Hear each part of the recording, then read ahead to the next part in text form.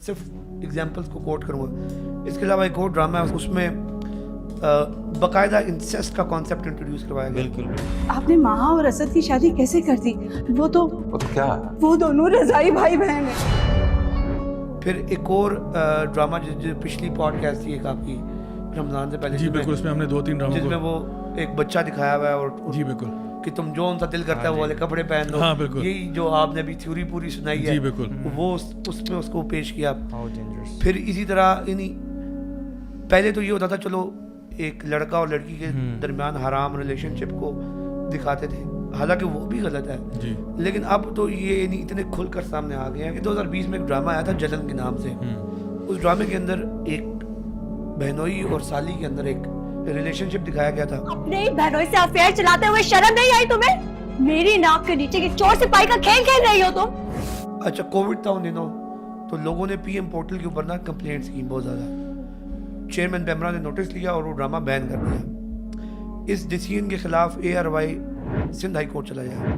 Sindh high court میں انہوں نے یہ موقف اختیار کیا کہ جی انہوں نے اپنا پروسیجر فالو نہیں کیا. یعنی پیمرا کا ایک اپنا پروسیجر ہے کہ ایک کونسل آف کمپلینٹس ہوگی, اور کوئی اس طرح کی شکایت آتی ہے تو وہ اس کو ریویو کرے گی اور اس سے پہلے آپ کو 2 بار نوٹس بھیجنے ہوں گے وغیرہ وغیرہ وغیرہ. ان کے حق میں فیور آ گیا, ARY کے حق میں ڈرامہ دوبارہ آن ایئر ہو گیا, ان بین ہو گیا. کرتے کراتے بات سپریم کورٹ میں آ گئی. سپریم کورٹ کا جو ابھی ڈیسیژن ہے جب یہ بہت امپورٹنٹ ہے اور میں چاہتا ہوں کہ لوگوں تک یہ بات پہنچنی چاہیے, جس کے اوپر ابھی ہم نے اور بہت ساری ریلیجس پارٹیز نے, بہت سارے ہمارے دوستوں نے ریویو فائل کر دیا ہے. اور آج کی تاریخ میں ہمیں 3 ریویوز جو ہیں وہ ان کو کچھ 14-15 دن کا ٹائم بھی مل گیا. اور اس میں انہوں نے جو انٹرپریٹیشن کی ہے یہ انہوں نے معاملہ بنا دیا فریڈم آف ایکسپریشن کا. جی جی, اب دیکھیں ہمارے کانسٹیٹیوشن میں یہ بالکل کلیئرلی لکھا ہوا ہے. پریمبل میں لکھ دیا کہ اسلام از دا اسٹیٹ یعنی will be the state religion. پھر اس کے بعد آرٹیکل 2, پھر آرٹیکل 2A, پھر 227, پھر پرنسپل پالیسیز کے اندر یہ گورنمنٹ کو باؤنڈ کیا کہ government shell promote Islamic way of life. یہ سارا یعنی آپ کا پورا کانسٹیٹیوشنل اسپرٹ صحیح ہے. آپ کانسٹیٹیوشن کیا کسی بھی چیز کو ان نکات کی روشنی میں انٹرپریٹ کریں گے. یعنی کہ فریڈم آف ایکسپریشن واقعی سٹیزنس کو ہے, لیکن جتنی اسلام نے اجازت دی ہے. یہاں پر انہوں نے ایک بڑا اس کو انہوں نے جوڑا ٹالرنس کے ساتھ کہ آبسینٹی اور ولگیرٹی اور یہ جتنی بھی چیزیں ہوں گی ان کو آپ ٹالرنس کی لینس سے دیکھیں گے. اچھا پھر ٹالرنس کیا ہے, پھر انہوں نے ٹالرنس کو ڈیفائن کیا. ان کا جو ٹالرنس میں سیکشول اورینٹیشن بھی آتی ہے. یہ باقاعدہ وہ یہ ٹرم انہوں نے اس فیصلے کے اندر ڈال. تو یہ تو ہمارے پریمبل سے ٹکرا رہا ہے کہ جب آپ کہہ رہے ہو کہ جب قانون جو ہے نا قرآن و سنت کے مطابق یعنی قانون ہوگا, تو اب آپ اس میں کہہ رہے ہو کہ جی آپ سیکشول اورینٹیشنز جو ہیں ان کو بھی آپ ٹالریٹ کریں. جی ہاں, دیکھیں اب انہوں نے ڈال دیا اس کے اندر. اور آپ کو پتہ ہے کہ کتنی ڈینجرس بات ہے. ایپیکس کورٹ کا یہ ڈیسیژن ہے اور یہ بنیاد بنے گا. کل کو کوئی کھڑا ہو کے کہہ دیتا ہے, لیٹ سے میں کھڑا ہو کے کہہ دیتا ہوں, میں کسی اور کا نام نہیں لیتا تاکہ لوگوں کو برا نہ لگے.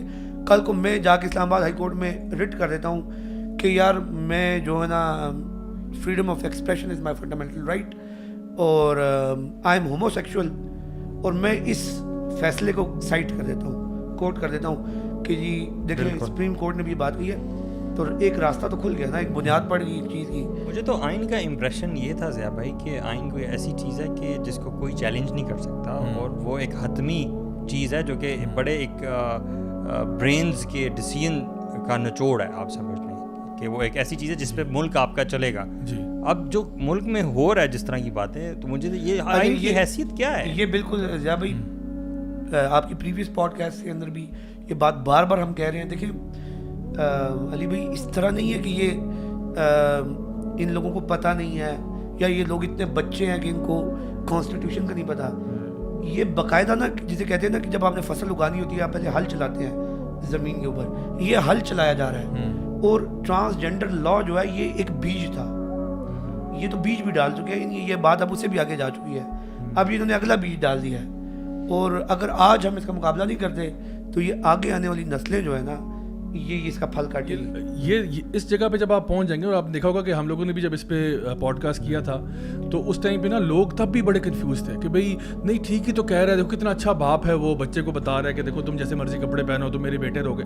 تو دیکھو اصل میں ڈرامہ کا کام کیا ہوتا ہے, ان کا کام یہ ہوتا ہے کہ ڈی سینسٹائز کرنا. ایک کانسیپٹ کو آپ نے لینا ہے, آپ نے اس کو ایک خاص ایک زمرے میں اس کو آپ نے پیش کرنا ہے, خاص آپ نے اس کو ایک ویو دینا ہے اس کا, اور اس کے پیچھے پوری ایک تھیم ڈالنی ہے تاکہ لوگوں کو نا ایک مشکل کانسیپٹ آرام سے سمجھ میں آ جائے. اور پہلے شروع میں ہو سکتا ہے آپ کو کہ یار تھوڑا سا کانسیپٹ نا ذرا ٹیڑھا ہے, لیکن آہستہ آہستہ جب آپ بار بار ایک چیز کو کہتے ہیں نا, جھوٹ کیا ہوتا ہے, جھوٹ ہوتا ہے کہ جب آپ ایک ہی جھوٹ کو بار بار بولتے جاؤ پھر آپ کو ایک پوائنٹ آتا ہے سچ لگتا ہے.